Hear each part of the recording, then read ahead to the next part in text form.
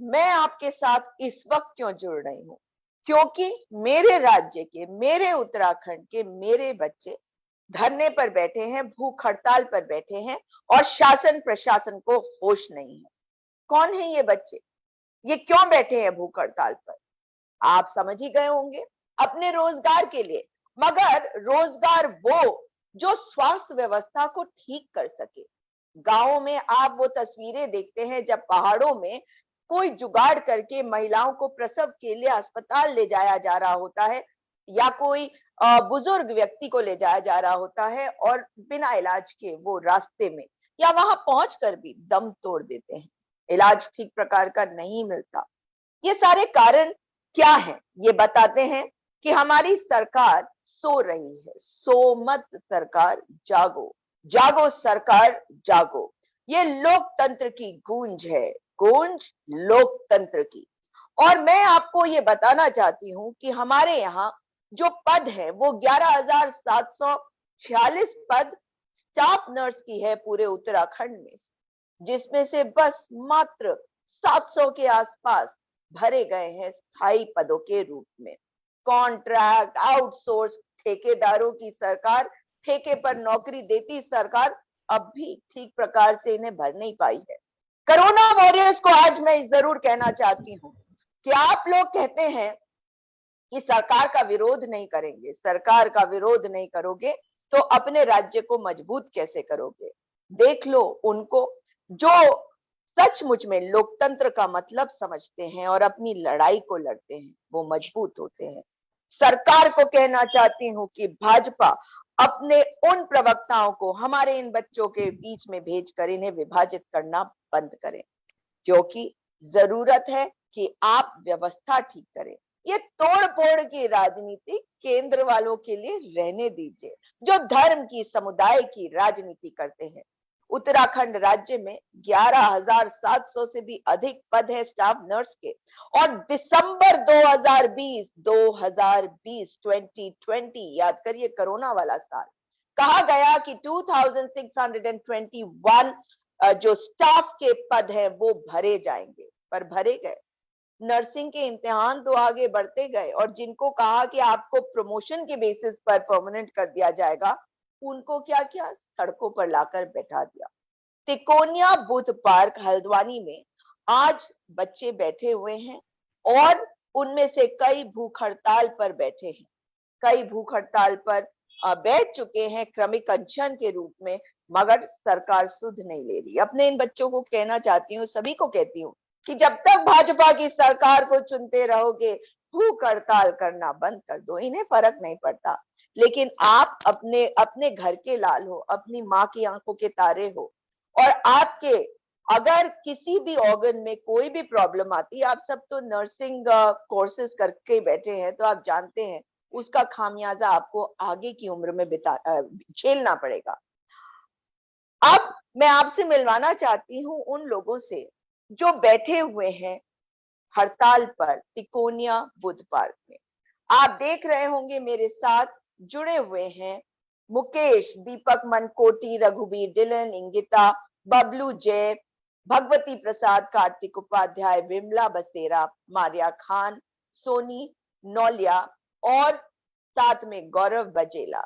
गौरव बजेला यूथ कांग्रेस के प्रदेश प्रवक्ता हैं और उन्हीं के माध्यम से मुझे इसके बारे में खबर मिली। और हल्द्वानी से पैदल चलते हुए ये बच्चे देहरादून सचिवालय तक कल यानी कि 22 अगस्त 2022 को पहुंचे। वहां पे अफसरों से मुलाकात करी और अधिकारियों ने बताया कि जल्द ही ये जियो जारी हो जाएगा। जो दिसंबर 2020 से अब तक न जारी हुआ, वो कब तक जारी होगा, सरकार बताए। और आज हम बात करते हैं अपने इन बच्चों से। तो मैं आप कुछ लोगों को देख सकते हैं, जैसे कार्तिक उपाध्याय को आप देख सकते हैं कि वे किस प्रकार से बैठे हुए हैं, लेटे हुए हैं। अगर वो लेटे हुए हैं तो क्यों लेटे हैं? क्योंकि भूख हड़ताल पर शायद वो बैठे हुए हैं।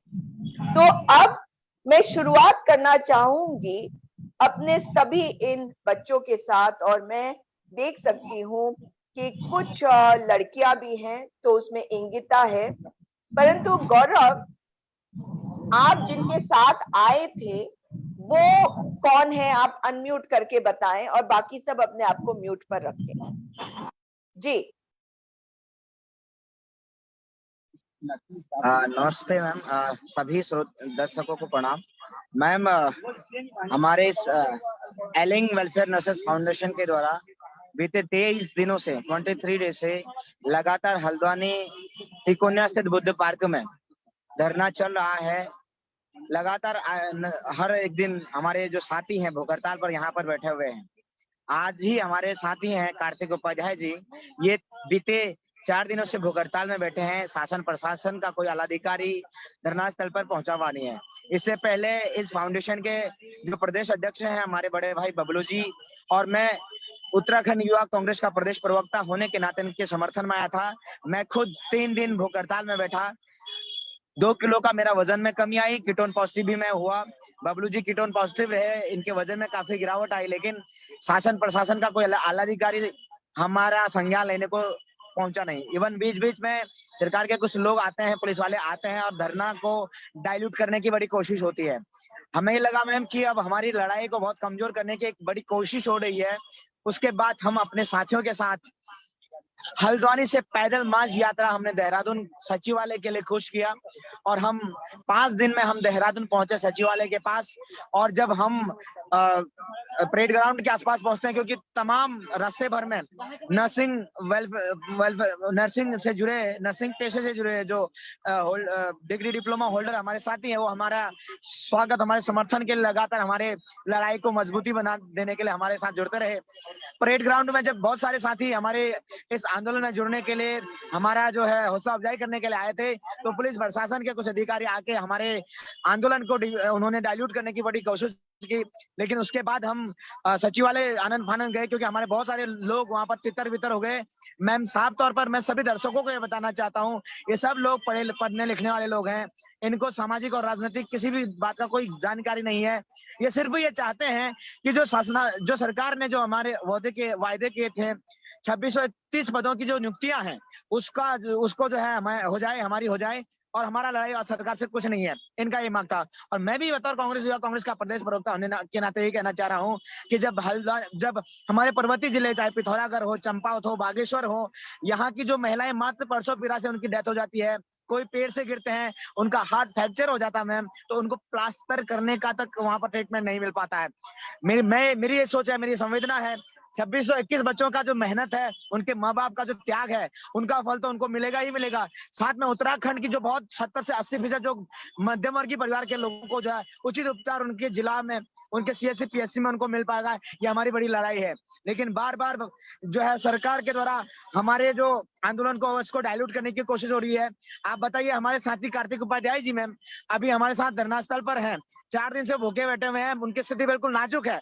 उसके बाद मैं नैनीताल के हमारे एसडीएम साहब से बात करता हूँ, वो ये कहते हैं कि मैं किसी दूसरे मीटिंग में व्यस्त हूँ। बताइए, 23 दिनों से हम भूख हड़ताल करते हैं। यहाँ से पहली बार उत्तराखंड के 21 साल के उत्तराखंड में मैं समझता हूँ कि पहली बार ऐसा इनिशिएट हुआ होगा कि हम हल्द्वानी से लेकर देहरादून पैदल आने को लामबंद हुए।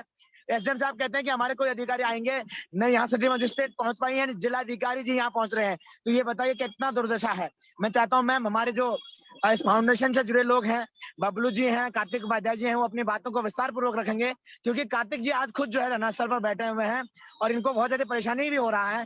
तो कार्तिक जी, मैं समझता हूँ कि इस बात को बहुत ज्यादा गहराई से जो है अपने पब्लिक डोमेन में रख सकते हैं। Thank you. जी जी, ठीक है, मैं उनसे भी बात करूंगी, मगर आपके साथ मैंने देखा था कि बबलू जे जो हैं वो भी आए थे। तो मैं सबसे पहले उन्हीं से बात करूंगी कि आप यहाँ पर आए हैं, लेकिन ये बताइए कि ये पूरा बैकग्राउंड क्या है कि आप लोग धरने पे बैठे हैं। क्या आप किसी पोस्ट पे हैं अपने संगठन के? बबलू, धन्यवाद। बताइए। सबसे पहले तो मैं आपका धन्यवाद करना चाहूंगा कि आपने हमारे इस आंदोलन की सुध लेने की कोशिश की, क्योंकि जिस तरीके से हम देख रहे हैं, मैं अपनी बात करूं, मैं अपने संगठन के साथ पिछले कई सालों से लगातार, पहले तो भर्ती निकलवाने के लिए कोशिश की हमने। मैं एलिंग वेलफेयर नर्सेज फाउंडेशन का प्रदेश अध्यक्ष हूं। मैंने वर्ष 2000, आप म्यूट पे चले गए। हाँ, बताइए। मैंने वर्ष 2012 में नर्सिंग का कोर्स किया और 16 में पास आउट हुआ, एडमिशन लिया 12 में और 16 में पास आउट हुआ। जीएनएम मैंने किया है और मैंने देखा कि वर्ष 2010 से लेके आज तक नर्सेज की कोई स्थायी भर्ती नहीं हुई है। उत्तराखंड के अंदर नर्सेज की जो स्थिति है, मैंने जनवरी 2020 में एक आरटीआई लगाई थी, सूचना का अधिकार के तहत मैंने सूचना मांगी थी, जिसमें मुझे पता चला था 746 नर्सिंग अधिकारी टोटल पूरे उत्तराखंड में नर्सिंग स्टाफ जो है 746 थे। कोविड आया, कोरोना आया, कुछ लोग शहीद हुए, कुछ रिटायर हुए, कुछ प्रमोट हुए। आज जो कंडीशन है वो 630 भी नहीं है। अच्छा, मतलब अब वो 746 पद जो भरे थे उसमें से कुछ लोग जो है उनकी मृत्यु हो गई आप कह रहे हैं, और या किसी अन्य कारण से उन्होंने छोड़ दिया, तो वो पूरे पद। मैम, वैश्विक महामारी में बहुत सारे हमारे साथी जो परमानेंट स्टाफ से शहीद हुए, बहुत सारे रिटायर भी हुए और बहुत सारे प्रमोशन भी हुआ बहुत सारे लोगों का। आज 630 के करीब जो है पूरे उत्तराखंड में स्थायी नर्सेज हैं। अब अगर मैं बात करूं रिक्त पद क्या चल रहे हैं पूरे उत्तराखंड में, आरटीआई के माध्यम से जो हमने मांगा है 11,741 पद रिक्त चल रहे हैं। अब मैं फिर से इस संख्या को दोबारा से आपको बताना चाह रहा हूं, 11,741 पद रिक्त हैं। पूरे उत्तराखंड में स्वास्थ्य की स्थिति बद से बदतर है, कोई सुध लेने वाला नहीं है।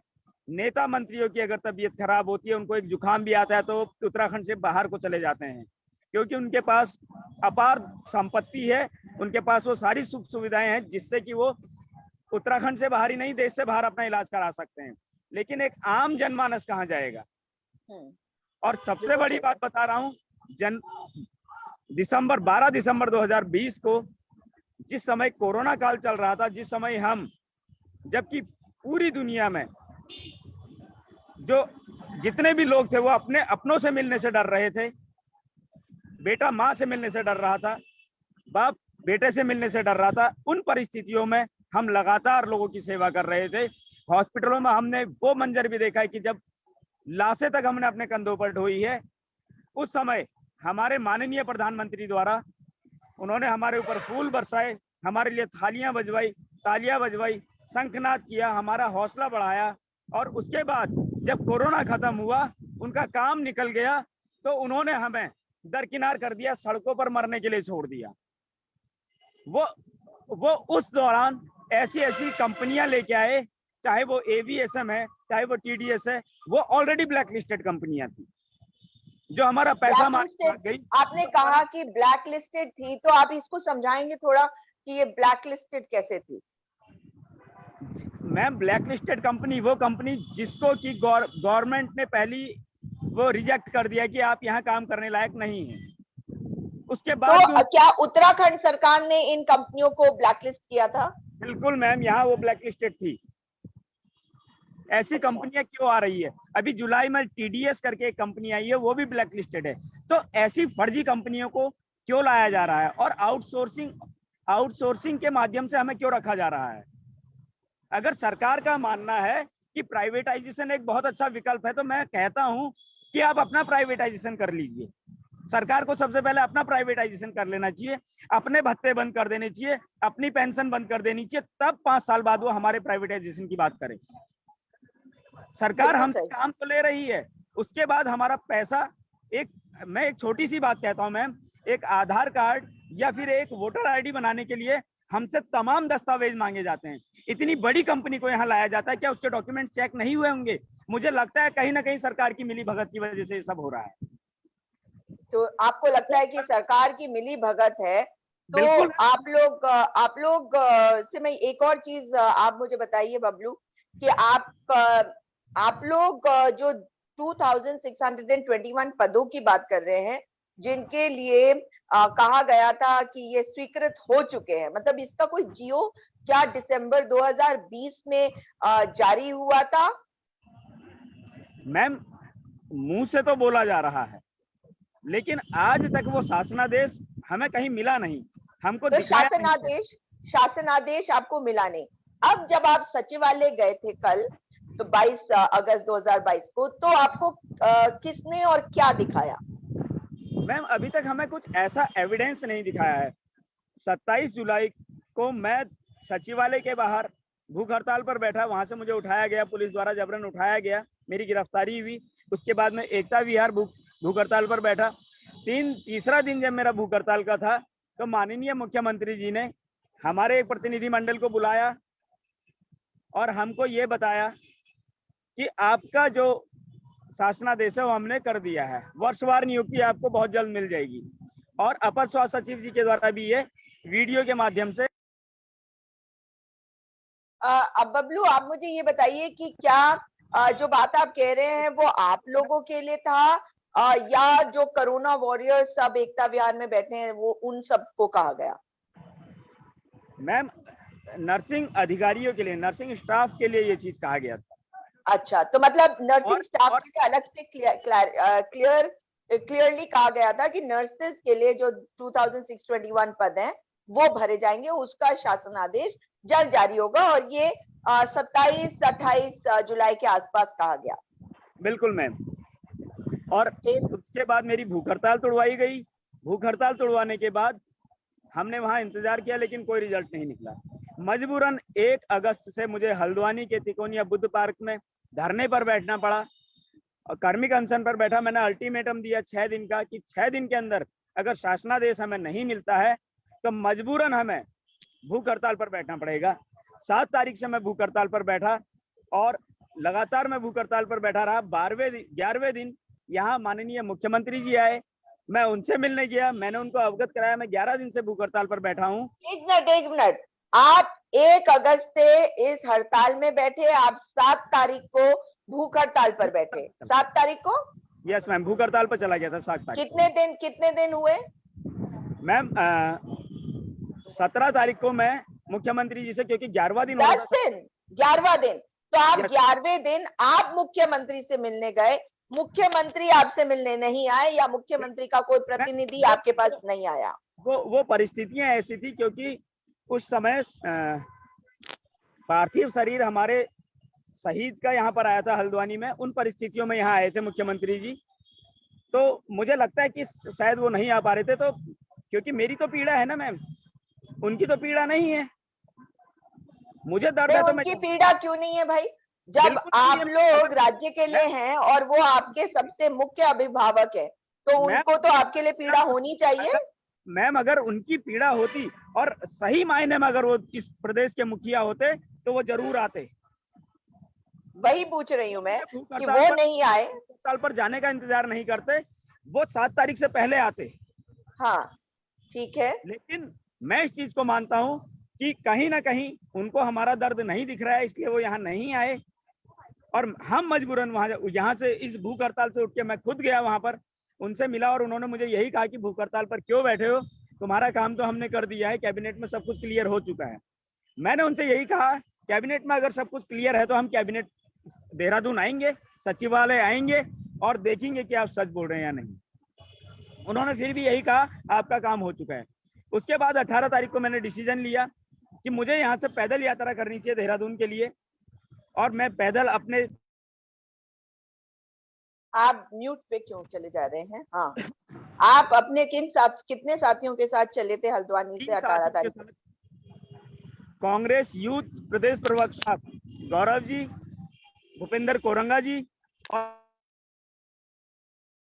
सचिव केशव भाई। सचिव का क्या नाम? केशव भाई, केशव सिंह।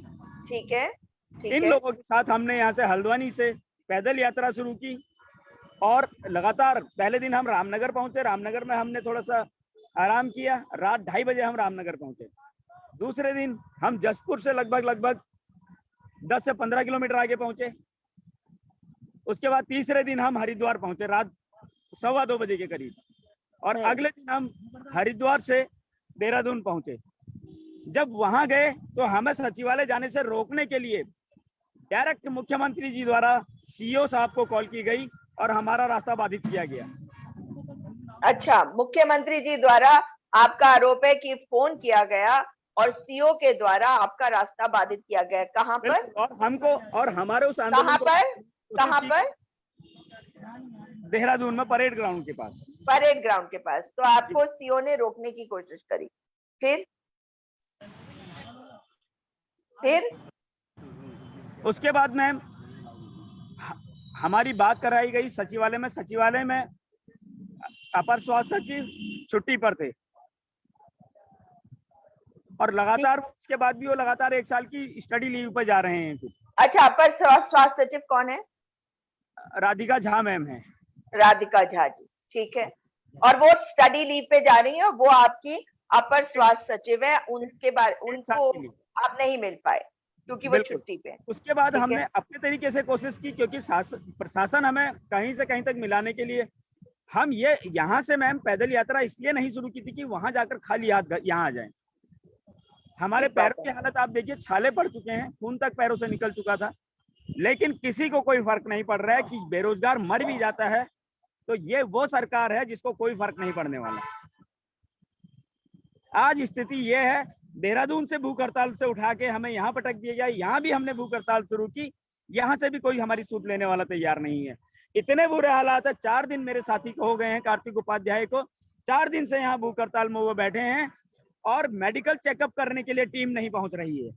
क्या मेडिकल चेकअप नहीं हुआ है अभी तक? नहीं हो रहा है मैम, सरकार नहीं तो आप एक मिनट देखिए, बहुत महत्वपूर्ण है। आप यहाँ पे जब बैठे थे तो उस दिन कोई आया था, आपका मेडिकल चेकअप हो रहा था? मतलब जिन्होंने बाकी हो रहा था मैम, लेकिन जब मैं यहाँ से उठ के गया, कार्तिक भाई लगातार आज 4था दिन है भूख हड़ताल का, कोई मेडिकल टीम यहाँ नहीं आ रही है चेकअप के लिए। क्यों नहीं आ रही है? क्या हमारे मेरे को हल्द्वानी के डीएम का टेलीफोन नंबर व्हाट्सएप करो अभी, ठीक है?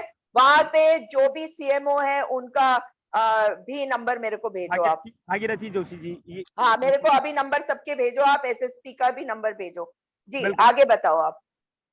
उसके बाद प्रशासन हमें उठाने के लिए तो तुरंत आ जाता है मैम, लेकिन अगर हम अपनी कोई बात उनसे कह रहे हैं, हम एक ही बात कह रहे हैं कि अगर कैबिनेट में हमारा मामला, हवा में तो कोई मामला नहीं होगा, ओरली तो कोई भी चीज नहीं होती है ना, रिटर्न में कुछ तो आया होगा।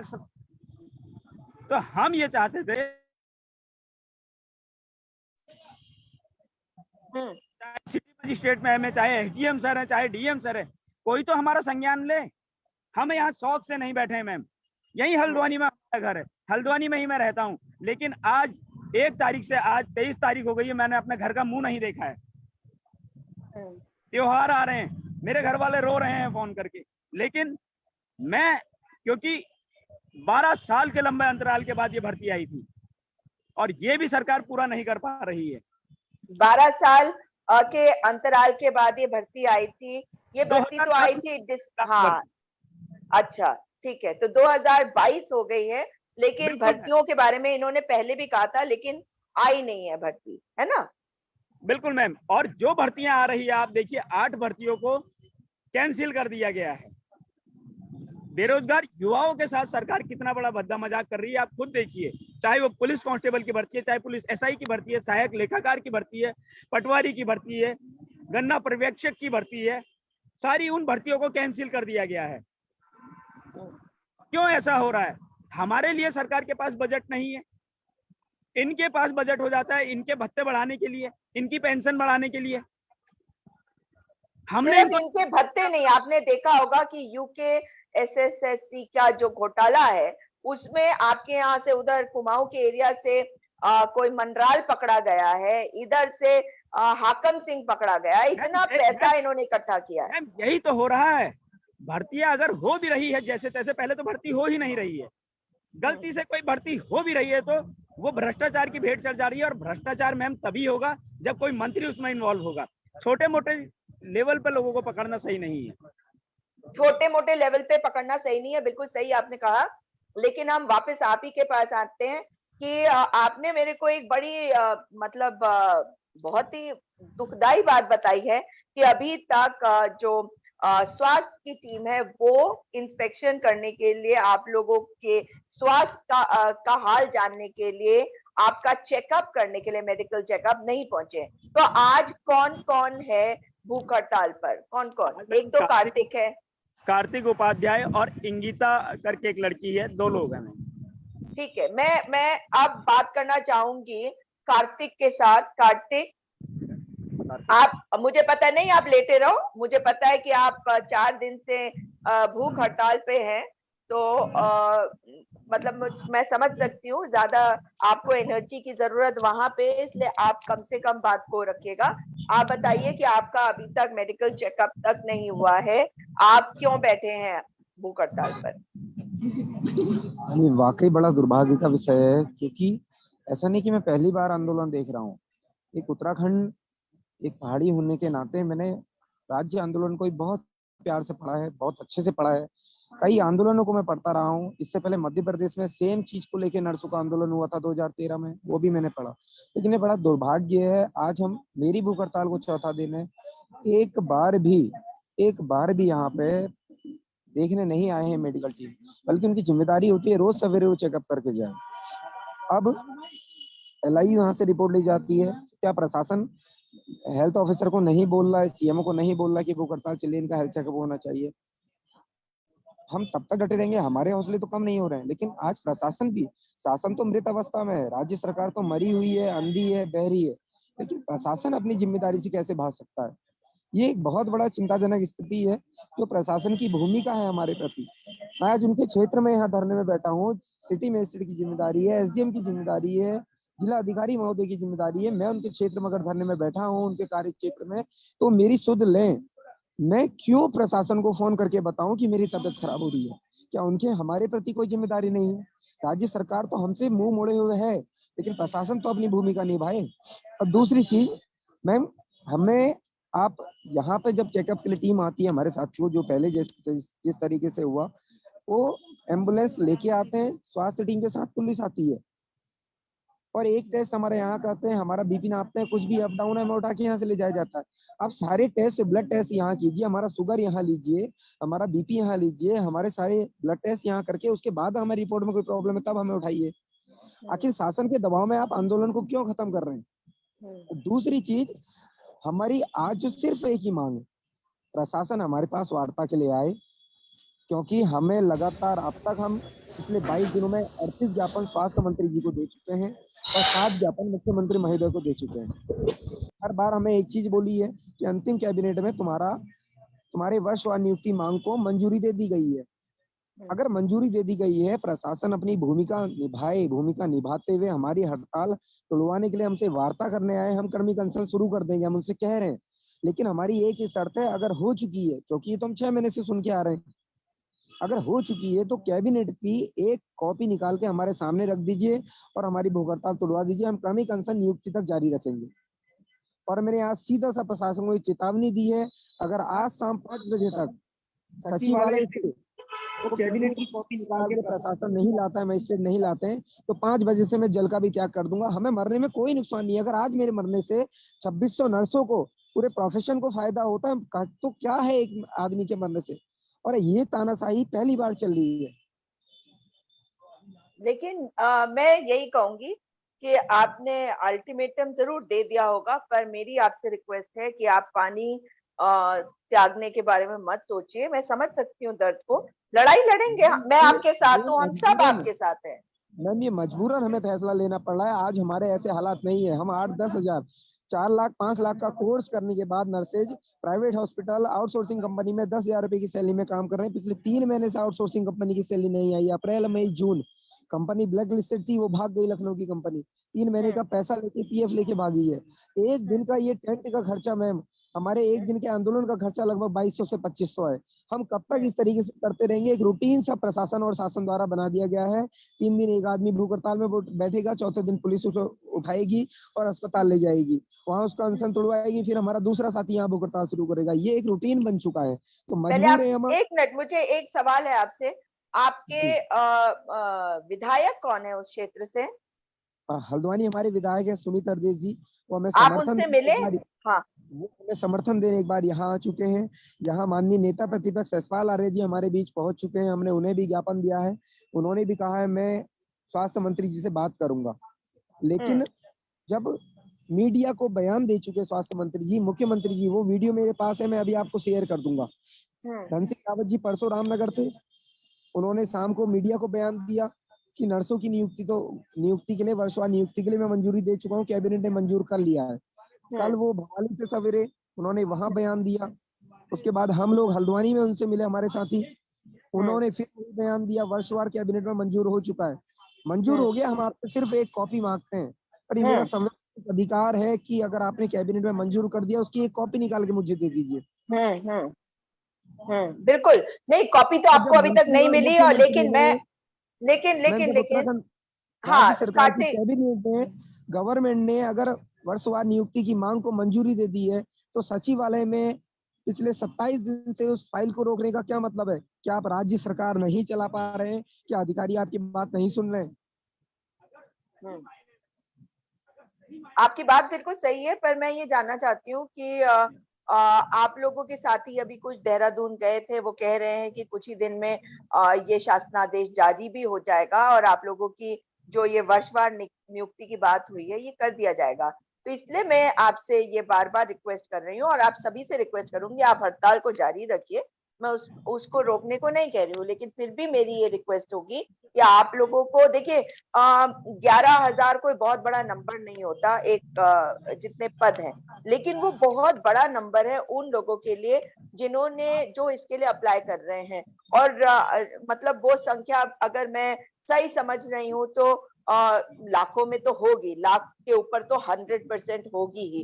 हमारे राज्य में बहुत सारे बच्चे नर्सिंग का कोर्स करते हैं, इसलिए आप लोग जब धरना देते हैं तो उस धरने में सारे लोग थोड़े ही होते हैं, तो आप लोग सबका प्रतिनिधित्व करते हैं, सबको फायदा होता है।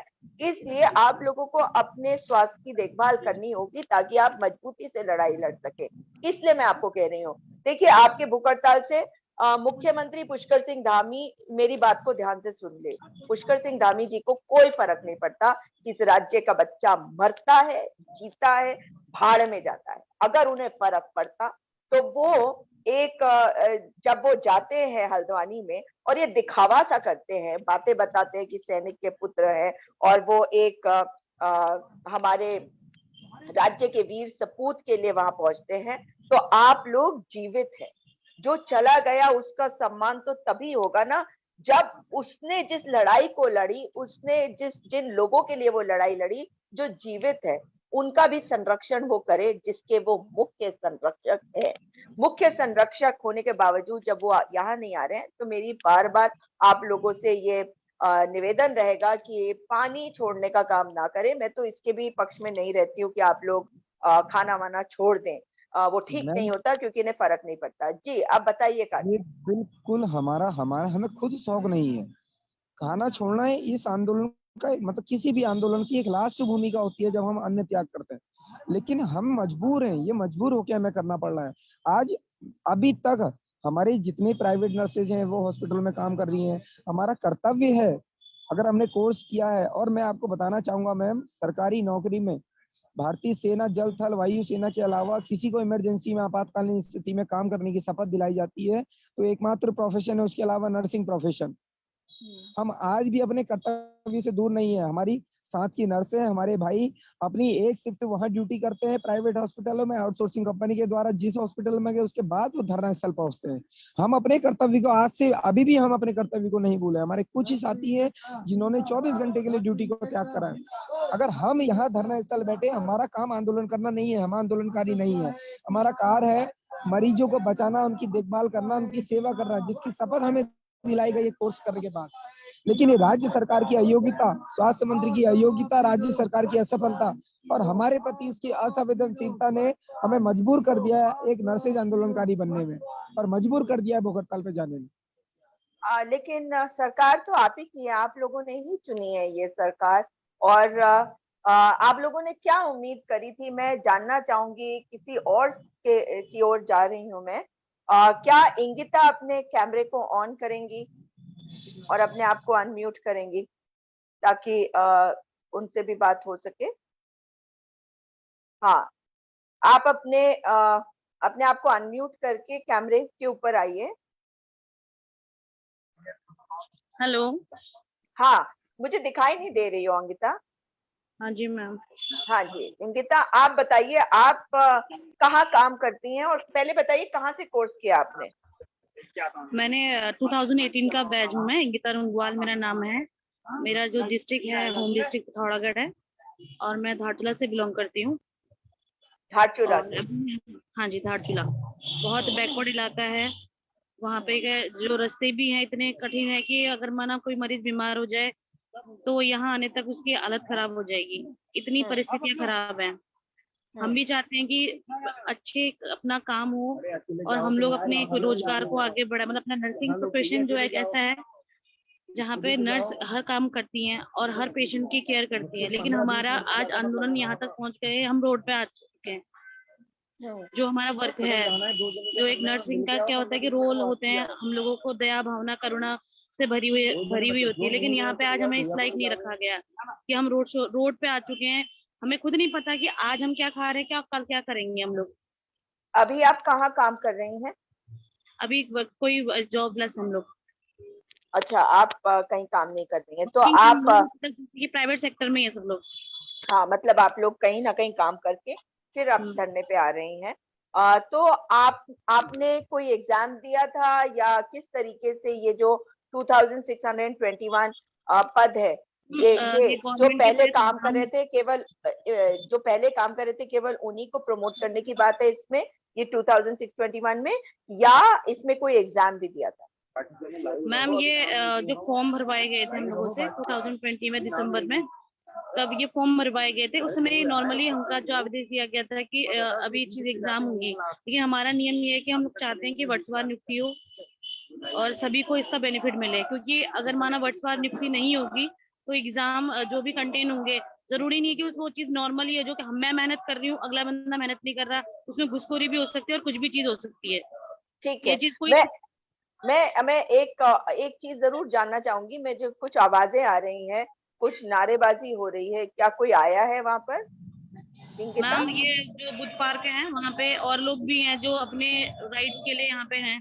अच्छा अच्छा, ठीक है। मैंने सोचा हो सकता है कि कोई आया हो आप लोगों की सुध लेने। नहीं मैम, हम लोग यहाँ पे अभी जो कार्तिक मैया है वो 4 दिन से भूख हड़ताल में थे। अभी तो उन्हें पानी भी नहीं पीते, बहुत हालत खराब है उनकी, और वो यहाँ पे प्रेजेंट है, लेकिन वो ये कि मैम कोई आने का पता ही नहीं है। हाँ, तो आप कितने दिन से भूख हड़ताल पे हैं? मुझे आज फर्स्ट डे है। आज फर्स्ट डे है, हाँ। अच्छा, और कौन कौन है आपके साथ? 2 ही जने हैं आज? मेरे से पहले फीमेल्स भी थी जो मेरी नहीं, आज 2 ही जने हैं ना? मुझे ये कोई खुशी नहीं होती है सुनकर। मैं तो ये चाहूंगी कि कोई भी भूख हड़ताल पे ना हो, अपनी आवाज आप जरूर उठाएं। लेकिन आपसे पहले लड़कियां भी थी, बेटी बचाओ बेटी पढ़ाओ कहती है सरकार। उसके बाद सड़कों पर ले आओ, नहीं उसके बाद सड़कों पर ले आओ, उनसे धरना प्रदर्शन कराओ। हाँ जी, बताइए इंगिता। सबसे पहले मैम हमारी तनुजा दी थी, और उसके बाद हिमांशी आई, और बहुत सारी गर्ल्स आके भी 23 दिन में बहुत सारे लोग जाके अनशन से उनको पॉजिटिव आके, टेटोन पॉजिटिव आके, बहुत सारी हेल्थ इश्यूज होके हॉस्पिटल में एडमिट करवा के अब जाके उनके अनशन टूट गया था। उसके बाद आज मेरा अनशन फर्स्ट डे है। फर्स्ट डे है, मतलब मैं इसके बिल्कुल समर्थन में नहीं हूँ, लेकिन फिर भी आप सरकार को क्या कहना चाहती हैं, मुख्यमंत्री को क्या कहना चाहेंगे? मैम आवाज नहीं आई। आप मुख्यमंत्री को क्या कहना चाहेंगी इंगिता? मैम मैं मुख्यमंत्री से यही चीज कहना चाहूंगी कि हम भी उत्तराखंड के ही बच्चे हैं, उत्तराखंड से ही पढ़े हैं, और यहीं का अगर माना कल के दिन अगर माना हम परमानेंट होते हैं या हम बच्चे कोई भी रोजगार लगता है तो हम स्वास्थ्य सेवा आपको ज्यादा अच्छे से प्रोग्रेस करवाएंगे और चीजें अच्छी से होंगी। जो चीज लोग यहाँ से बाहर जाते हैं, पलायन नहीं होगा फॉर हेल्थ। जो लोगों को जो चीजें फर्स्ट एड मिलना चाहिए था वो हमारी तरफ से पहले मिल जाएगा, क्योंकि हॉस्पिटल्स में जितना काम डॉक्टर्स भी करते हैं, लेकिन ज्यादा सारा बैकबोन जो होती है वो नर्सेज ही है। 24 आवर्स तो नर्सेज ही रहती है ना मरीज के साथ, चाहे वो डिलीवरी केसेस हो, नहीं होते। हाँ, चाहे यहाँ पे फर्स्ट एड का ट्रीटमेंट हो, चाहे कुछ भी चीज हो। ठीक। तो मुकेश को भी मैं देख सकती हूँ, और मैं सभी को कहूंगी कि अपने कैमरे ऑन करें। आप लाइव में तभी दिखेंगे जब आपका कैमरा ऑन है, वरना जो कैमरा ऑन नहीं है दिखेंगे नहीं। हाँ मुकेश, आप बताओ मुझे, आप अनम्यूट करो। हाँ, तो मुकेश आप कहाँ से पढ़े हैं और यहाँ क्यों बैठे हैं?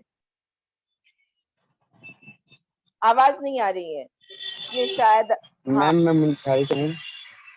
मुंशियारी से है? मैम मैं पिथौरागढ़ से हूँ। हाँ जी मैम, मुंशियारी से। हाँ, तो और आप मैंने क्यों बैठे बीएससी हैं? नर्सिंग करी है 2018 में। मैम आज तक हमारे प्रोफेशन में चाहे डॉक्टर से हो, चाहे फार्मासिस्ट हो, चाहे एएनएम हो, चाहे आयुर्वेदिक फार्मासिस्ट हो, चाहे आयुर्वेदिक फार्मासिस्ट हो या कोई डॉक्टर्स हो, मेडिकल लाइन में आज तक एग्जाम नहीं हुआ है। तो आज हम जो देख रहे हैं उत्तराखंड के अंदर बहुत भ्रष्टाचार हो चुका है। पूरे जितने एग्जाम हो रहे हैं उसमें कहीं ना कहीं घोटाला हमें सुनने को मिलता है और जितने एग्जाम हो रहे हैं कुछ लोग जा रहे हैं। इससे पहले हमारा एग्जाम था, मैं मुल्तान से आया था, यहाँ से करीब 300 किलोमीटर दूर है नेपाल और आपकी आवाज नहीं आ रही। ये हमारे साथ मैम 3 बार हमारा एग्जाम कैंसिल हो चुका था। शाम 8 बजे हमें पता चला, 8 बजे हम यहाँ पहुँचते हैं और 10 बजे हमें पता चलता है कि रात्रि 10 बजे की कल का एग्जाम कैंसिल हो गया। ये हमारे साथ 3 बार धोखा हो चुका है और आज तक मेडिकल लाइन में किसी का एग्जाम नहीं हुआ है। तो ये हमारे एग्जाम करने में ही तुले पड़े हैं और 12 साल बाद ये वैकेंसी आई है। 12 साल तक इतने हमारे साथी, हमारे सीनियर्स ओवर एज हो चुके हैं। मैं अब जाना चाहूंगी रघुवीर डिलन जी के पास। यही है। हाँ हाँ जी, नमस्कार मैम। जी नमस्कार। आप कहाँ से हैं और आप धरने पर बैठे मैं हैं? किच्छा से हूँ, किच्छा उधम सिंह नगर से। अच्छा, किच्छा से हैं आप। आपके विधायक कौन है? वो है मैम कांग्रेस के बेहड़ हैं, जी? तिलकराज बेहड़ जी। तिलकराज, आप उनसे मिले? नहीं, उनका स्वास्थ्य थोड़ा ठीक नहीं था तो उनके बेटे से बात हुई थी, गौरव बेहड़ से जी। अच्छा तो वो कह रहे थे कोई काम नहीं, हमारा समर्थन आपके साथ है। हाँ, तो हम सब आपके साथ हैं और आप बताओ कि आपको क्यों बैठना पड़ा है धरने पर? मैम 10 साल हो गए हैं, 12 साल की भर्ती निकली है तो यानी निकली नहीं भर्ती। अब 2 साल पहले उन्होंने निकाली थी भर्ती और आज तक उसकी नियुक्ति नहीं की गई। जो हमारी अब उसके बाद एज निकल जाएगी, हम एम्स में भी अब फॉर्म नहीं भर सकते हैं क्योंकि वो 30 की ईयर्स मांगते हैं और यहाँ पे भी 42 ईयर्स है। उसके बाद हमारी एज निकल जाएगी। उसके बाद जब एज निकल जाएगी तो हम कब हमारी नियुक्ति होगी? फिर हम तो वेस्ट ही गए। और सरकारी अस्पताल की मैम मैं आपको बताता हूँ, इतनी स्थिति गंभीर है, इतनी व्यवस्था चरमराई हुई है कि जिसका कोई हिसाब नहीं है। वहां पे हमें जब उठा के ले जाया गया तो वहां पे हमें जो यहाँ के कॉलेज के बच्चे इंटर्नशिप कर रहे हैं वो हमारा ट्रीटमेंट कर रहे हैं। मेरे बगल में एक महिला आई हुई थी, उनको कैमरा लगा रहे थे, 4-5 ब्रिक किए, उनसे कैमरा नहीं लगा। कैन्यूला नहीं लगा? इंटर्न्स से? इंटर्न्स वो हैं जो बच्चे भी पढ़ रहे हैं, वहां पे पढ़ भी रहे हैं और यहाँ पे आके सीख रहे हैं। और परमानेंट स्टाफ 1-2 ही हैं। डॉक्टर के इंटर्न्स? नहीं, नर्सिंग के मैम, जिनको अभी अधिकार नहीं है काम करने का, वो काम कर रहे हैं। तो आपको पहले जो नौकरी दी गई थी तो आपको क्या कहा गया था कि आप लोगों को परमानेंट कर दिया जाएगा या आपको एग्जाम देना पड़ेगा तब परमानेंट होगा? एक्चुअल में जब ये निकली थी तो एग्जाम के लिए बोला गया, 3 बार हमने तैयारी भी की, 3 बार उसको यानी कि कैंसिल कर दिया गया। फिर हम लोगों ने इसको बोला कि ऐसे तो हमारी उम्र ही निकल जाएगी, ये तो होगी नहीं, इसको वर्षवार करो। वर्षवार का मतलब है कि जो जितना पुराना है उनको पहले, जैसे 2010-4 का है उसको पहले लीजिए, 2005 का उसके बाद उसको लीजिए, 2010 का उसके बाद लीजिए, 2011 का पासपोर्ट है उसको लीजिए। इस तरीके से करेंगे तो लगभग एक्चुअल में क्या होता है, कोई भी मरीज आता है या कोई वीआईपी आता है, उनको चाहिए होता है सीनियर स्टाफ। अब मैं एक एग्जांपल देता हूँ, एक बस चलाने वाले ने उसने सीखा कि बस ऐसे चलती है, ये गियर होता है, स्टीयरिंग होता है, ये क्लच हो गया, ठीक है। एक तो उसको पता है, उसको सीधा बस पे बिठा दिया जाए तो वो क्या करेगा? हजारों में कुचल देगा। और एक वही है जिसने 10 साल से वो बस को चला रहा है, तो आप तो बस उसी को दोगे ना जो 10 साल से चला रहा है, कि जो उनको दे दोगे जो अभी बस उसने पढ़ा ही है बस के बारे में, बस का ये चीज है वो चीज है। बिल्कुल सही बात है। नहीं तो आप लोगों ने 3 बार फॉर्म भरा और ये लॉजिकल है कि अगर एज निकली जा रही है। और कब से आप ये फॉर्म, मुझे याद है एक बार तो 2000 कब आया था? 20 में आया था ना? 2020 में आया था जी, दिसंबर में। उसके पहले कुछ याद है? नहीं नहीं, ये विज्ञप्ति ही निकली थी 12 दिसंबर 2020 को। और उसके फिर बाद मार्च में, हाँ हाँ मार्च जी, में हाँ जी, होना था, है ना? जी हाँ, जी जी। तो 3 बार फिर वो कह रहे हो कैंसिल ना कर आप, दिए मैं गए वो थे जी, 3 बार का 3 बार क्लैरिफाई कैंसिल हो कर गए थे। देती। हाँ जी, जी, वो एक्चुअल तो में ये डेट भी याद नहीं है कि 2 डेटें और कौन कौन सी हैं। उसमें हमने प्रवेश पत्र भी अपने निकाले हुए थे एग्जाम देने के लिए, वो भी हमारे पड़े हुए निकले हुए। अच्छा, आपके एडमिट कार्ड्स भी आ गए थे? जी मैम, तीनों बार आए हैं। तो आपने तीनों बार फॉर्म भरे हैं? नहीं, फॉर्म तो एक बार ही भरा है, डेट हाँ, आगे नेक्स्ट हो जाती थी ना, पोस्टपोन कर अच्छा, देते थे। नहीं तो जब नेक्स्ट होती थी तो नए स्टूडेंट्स भी तो जुड़ जाते होंगे उसमें, वो भी तो कहते होंगे कि हमने भी कोर्स कर लिया, हम भी अप्लाई कर नहीं, देते हैं। वो एक्चुअल में इनका कोई टाइमिंग पीरियड था ना, कि जैसे 12 को निकली, 12 से लेके 30 तारीख तक ये फॉर्म भरे जाएंगे, उसके बाद एग्जाम होगा। जिसने वो भर दिए हैं बस वही एग्जाम दे सकता पाएगा। अच्छा, तो अब ये जो आपने फॉर्म भरे, 3 बार एग्जाम पोस्टपोन हुए, अब आप वर्षवार की बात कर रहे हैं। आपके साथी देहरादून आए थे, उनको कहा गया कि वर्षवार नियुक्ति होगी और उसका सब कुछ फाइनल हो गया है, तो आपको जी कितना मैम, भरोसा है अपनी सरकार पर? मैम हम लगभग 100 से ज्यादा ज्ञापन मुख्यमंत्री जी को और स्वास्थ्य मंत्री जी को दे चुके हैं। पता नहीं कितने चक्कर हम सचिवालय में भी लगा चुके हैं, डीजी ऑफिस का भी घेराव कर चुके हैं, पर हर बार हमें आश्वासन ही मिल रहा है, हो रहा है, जल्द हो रहा है, अभी हो रहा है, 1 महीने में हो जाएगा। फिर बीच में आया था कि 100 दिन में हो जाएगा। नर्सिंग, जिस दिन नर्सिंग डे था उस दिन बोला गया कि आपकी बहुत जल्दी 100 दिन के अंदर अब नर्स की नियुक्ति कर दी जाएगी, पर सिर्फ आश्वासन ही है, कोरे आश्वासन। आश्वासन दिए गए हैं, मगर आप हिम्मत नहीं हारेंगे, क्योंकि आप लड़ाई लड़ रहे हैं और हम आपके साथ हैं और मैं आपके बिल्कुल। साथ हूँ। और दूसरी बात मुझे बताइए कि बार बार आश्वासन जब देती है ये सरकार, तो चुनी तो आप ही ने है ये सरकार को, तो आप उनसे मतलब किस तरीके से क्या कहना चाहते हैं? आपने जब चुनी थी सरकार तो लोग आपके पास आए होंगे वोट मांगने के लिए, ठीक है, कांग्रेस का जीता, कौन जीता, वो अलग एक विषय हो जाता है, जी जी लेकिन जी वोट मांगने के लिए तो सभी कोई आते हैं ना, उसमें जीत कोई भी सकता है, जी जी जी। और सरकार तो सबकी होती है, चाहे कोई कांग्रेस को वोट दे और भाजपा का जीत जाए, भाजपा वाला सबका विधायक बनता है। तो आप क्या कहना चाहेंगे मुख्यमंत्री जी को, कहिए।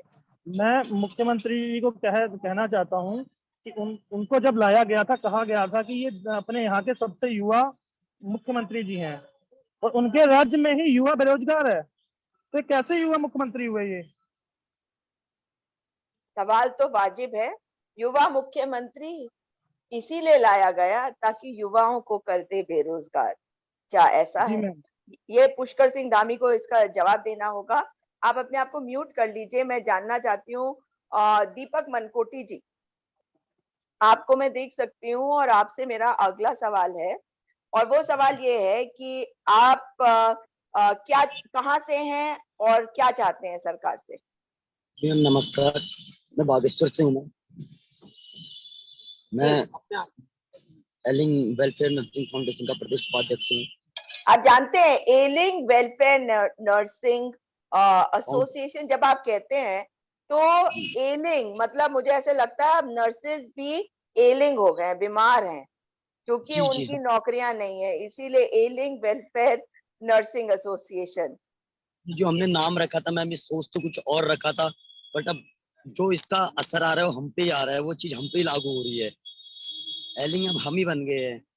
वही कह रही हूँ, आपने एलिंग का वेलफेयर करने की सोची थी और आप नर्सेज जो हैं आपका वेलफेयर ही एलिंग हो गया है। जी जी मैम, यही हो रहा है हमारे साथ में। जी, तो आप बताइए कि अभी तक प्रशासन के लोगों से आप लोगों की बात हुई होगी, आपको क्या लग रहा है कि क्या आपकी सुनी जाएगी? आप सड़कों पर ऐसे ही फालतू तो नहीं बैठे हुए? मतलब क्योंकि मैंने सुना था ना, वो संसद का सत्र चल रहा था, एक बंदा, उसको सांसद बोलते हैं पर उसको मैं एक बंदा ही कहूंगी, वो कह रहा था हम तो फ्री फंड का खाना देते हैं सबको, तो आप लोग फ्री फंड में क्यों बैठे हैं, बताइए। मैम हम 2 साल पहले ये भर्ती आई थी 2020 में, हम तब से लगातार ये देखते जा रहे हैं कि जब भी पहले 3 बार पेपर कैंसिल हुआ, जबकि आज कल पेपर होना था और आज शाम को क्या कहता है उसका एडमिट कार्ड कैंसिल कर दिया गया।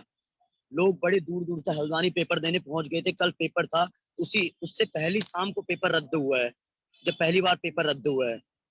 लोगों को बहुत परेशानियां उठानी पड़ रही। 2 साल से हम लगातार कोशिश कर रहे हैं कि ये भर्ती वर्षवार हो, क्योंकि 10 साल के बाद हमारी नर्सिंग में जो ये वैकेंसी आई है।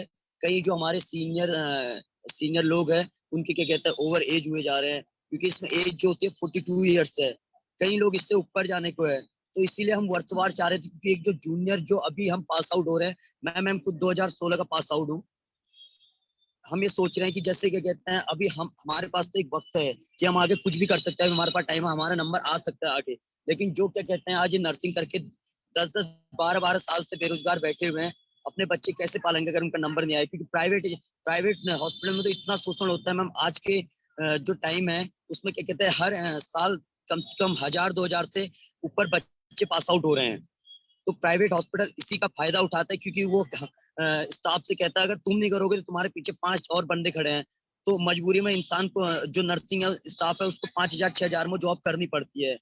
ये आपने एक बहुत महत्वपूर्ण बात करी है कि सरकारी नौकरी का इसलिए भी महत्व होता है कि जो शोषण होता है प्राइवेट उसमें, और ये कहा जाता है कि अगर तुम नहीं हो तो हम किसी और को ले लेंगे अगर तुम्हें काम करने को दिक्कत है इन कंडीशंस में। उसी तरह से सरकारी नौकरी में भी अगर आउटसोर्सिंग से भी रखा जाता है तो भी ये दिक्कतें आती है, क्योंकि आउटसोर्सिंग एजेंसी ये कह देती है कि अगर तुम नहीं काम करोगे तो हमारे पास तो कई हजारों की लाइन लगी हुई है, हम उनको नौकरी दिलवा देंगे।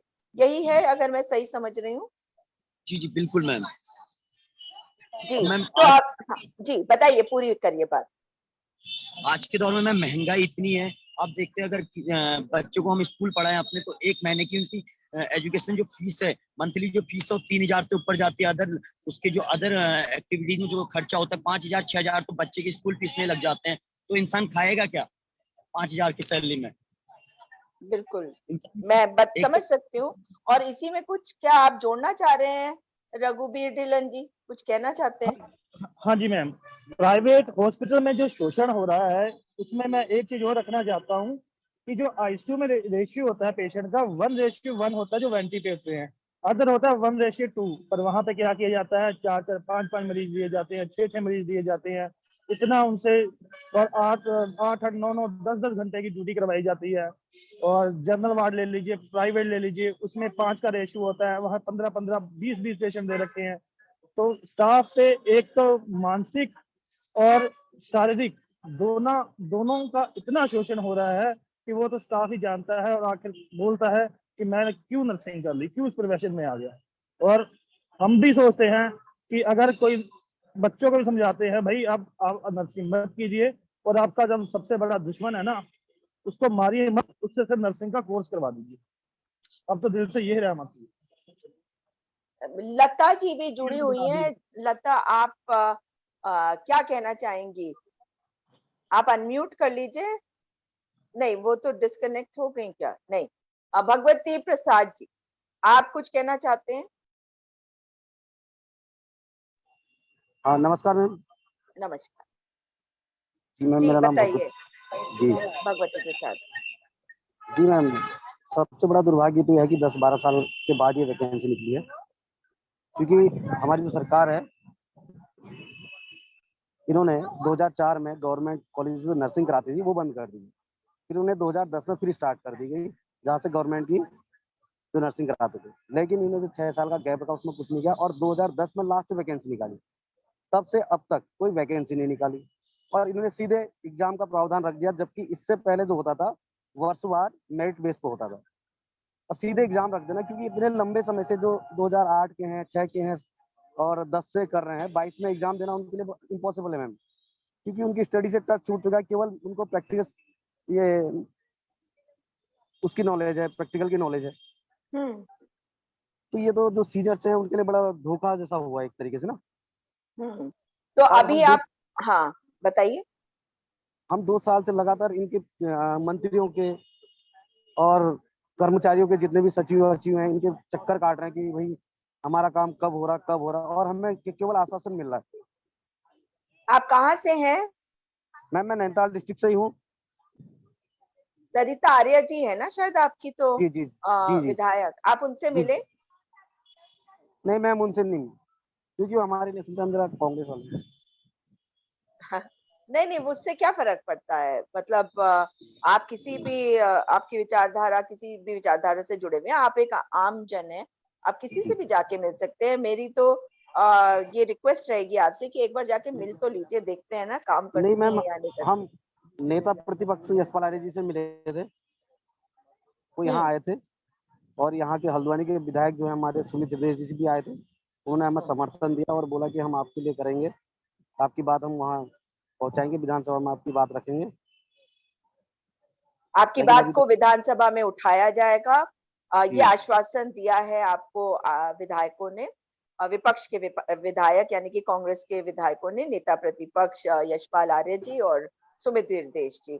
तो मैं ऐसी उम्मीद करती हूँ कि उन्होंने जो कहा है वो करेंगे भी, क्योंकि हमने देखा है कि यूके एसएससी का जो घोटाला सामने तभी आया जब कांग्रेस के विधायक भुवन कापी जी ने इस विषय को विधानसभा में उठाया था। मैं आज आप लोगों के माध्यम से भी इस बात को कहना चाहूंगी, क्योंकि मैंने देखा है कि किस तरीके से कुछ लोगों के बीच में भारतीय जनता पार्टी के प्रवक्ता चले जाते हैं, उनको कहते हैं हम कर देंगे, फिर आप लोग वेट करते रह जाते हैं, कुछ नहीं होता। और ये मैं बहुत अच्छी तरह से जानती हूँ कि वो किस तरीके से आंदोलनों को तोड़ते हैं। तो आंदोलन करने का अधिकार आपका है, प्रदर्शन करने का अधिकार आपका है, शांतिपूर्ण तरीके से आप करिए, अपनी बात को रखिए। और आप मैम, जो हैं, आप देश के नागरिक हैं, तो आप देश के नागरिक बने रहे। मैं ऐसा चाहूंगी कि आप लोग अपने हक की लड़ाई जो है वो लड़े, मगर आप नागरिक बनकर लड़े। आप पार्टी मत बन जाइए, मतलब आप किसी एक पार्टी के साथ या दूसरी पार्टी नहीं, आप नागरिक है। सत्ता पक्ष काम नहीं करता तो विपक्ष का साथ लेके आपको सवाल करना होगा। मैं तो ये कहूंगी कि अगर कांग्रेस पार्टी आज सरकार में होती तो वो आपके पास जरूर आती, क्योंकि कांग्रेस पार्टी के टाइम पे ऐसा नहीं होता था कि आप सड़कों पे बैठे हैं, कोई सुनेगा नहीं। लेकिन ये जरूर है कि अगर ना सुनते तो आप दूसरी पार्टी के पास जाते और उनको कहते कि आप अपनी आवाज को उठाए। ये महत्वपूर्ण बात है, और मैं ये इसलिए बार बार कह रही हूँ क्योंकि मैंने आंदोलनों को बहुत करीब से टूटते हुए देखा है। आंदोलनों के बीच में जो नागरिक है, जब वो किसी पार्टी विशेष के कैडर बन जाते हैं तो फिर वो अपने अधिकारों की लड़ाई को कमजोर कर डालते हैं। इसलिए ये बात कहना मेरे लिए बहुत जरूरी है, ताकि और वो लोग जानते हैं जिनको मैं ये बात कह रही हूँ, जिन्होंने अपने आंदोलन को खुद नष्ट किया, ये कहकर कि नहीं हमारा तो काम जो है वो सरकार से है और सरकार ही करेगी, इसलिए हमें किसी के पास नहीं जाना है। उसके बाद सबसे पैसे मांगते रहे कि हमारे आंदोलन को चलाने के लिए, टेंट को चलाने के लिए पैसे दे दो, हमारे खाने के लिए पैसे दे दो। ऐसे नहीं लड़ाई नहीं लड़ी जाती है।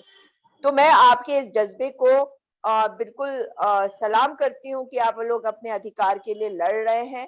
ये जरूरी है कि आप अपने अधिकार के लिए लड़े। आज करीबन आप में से टोटल 20-22 लोग जुड़े हमारे साथ, भले ही सबने अपनी बात नहीं कही। अगली बार जब हम जुड़ेंगे तो मैं उम्मीद करूंगी कि आप लोग अपनी बात करें। मैं लता को देख सकती हूँ, क्या वो कुछ कहना चाहती हैं या नहीं? मुझे नहीं लगता कि वो कुछ मैम, कहना चाहती हैं। जी, आप कुछ कहना चाहते हैं भगवती जी, बताइए। जी मैम, जो कैबिनेट में हमारा कह रहे हैं ना पास हो गया करके जियो, मैम क्या वो हमें मिल सकता है आपके थ्रू कहीं? देखिए, मैं पता लगाने की कोशिश करूंगी, इसीलिए तो बार बार डिटेल्स मांग रही हूँ। मैं बिना डिटेल्स के जी कभी कोई बात नहीं करती हूँ। मैं देखती हूँ कि अगर ऐसा कुछ है तो मैं उसको निकलवाने की कोशिश करूंगी। कोई कागज जी मात्र आपको दिखा दिया गया, मुझे बड़ा दुख है कि आपके जो साथी आए थे वो चले गए, क्योंकि जी क्या उन्होंने आपको दिखाया और क्या आपको कहा है। अगर कुछ करना था तो दिसंबर 2020 से अब तक कर देते, हमें जी बीच मैम, में आने की जरूरत ही क्यों पड़ती। ये तो नागरिकों और सरकार के बीच की बात है। और अब तो नई सरकार बनी है, नई सरकार भी प्रचंड बहुमत की बनाई है आपने, ये तो किसी की सुनते ही नहीं। आप अहंकार में इतना डूबे रहते हैं। तो अब की बार ये चीज को समझिए कि हमें अपने रोजगार को, अपने अपनी मछली की आंख समझ कर रखना है और सरकार से इस काम को कराना है।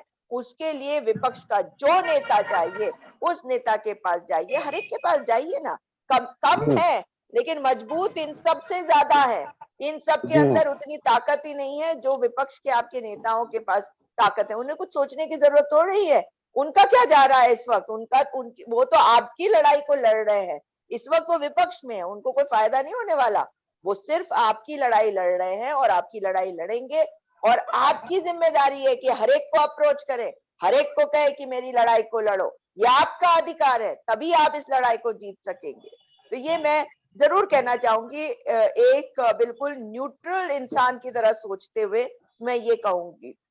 मेरी विचारधारा कुछ भी हो सकती है, मैं किसी पार्टी के साथ जुड़ी भी हो सकती हूँ, लेकिन आप तो नागरिक है इस राज्य के, आपके लिए बना था ये राज्य। तो मैं कहूंगी आप लोगों से कि इस वीडियो को अधिक से अधिक आप लोग भी शेयर करिएगा। अगली बार जब हम लाइव करें तो आप लोग जरूर ऐसा करिएगा कि जिस भी तरीके से कर सके, चाहे दूसरे फोन से करिए या किसी और के फोन में लॉगिन करके करिए, लेकिन वीडियो को शेयर करिएगा, क्योंकि जितना ज्यादा आप शेयर करेंगे, जितने लोग देखेंगे, उतना ही ज्यादा ये सरकार आपकी सुनेगी। क्योंकि ये सरकार जानते किससे डरते हैं? ये एक व्यक्ति से डरते हैं, मगर एक व्यक्ति जब कोई खास होता है उससे डरते हैं। महात्मा गांधी है जिससे डरते हैं, एक कांग्रेस के नेता है जिनसे डरते हैं, मगर ये डरते आम जनता से भी है, बहुत डरपोक है। तो आप आम जनता जब एक साथ हो जाएगी तो ये डरेंगे भी, ये आपके काम को करेंगे भी। तो मैं आपके साथ हूं और इस मुद्दे को हम फिर उठाएंगे।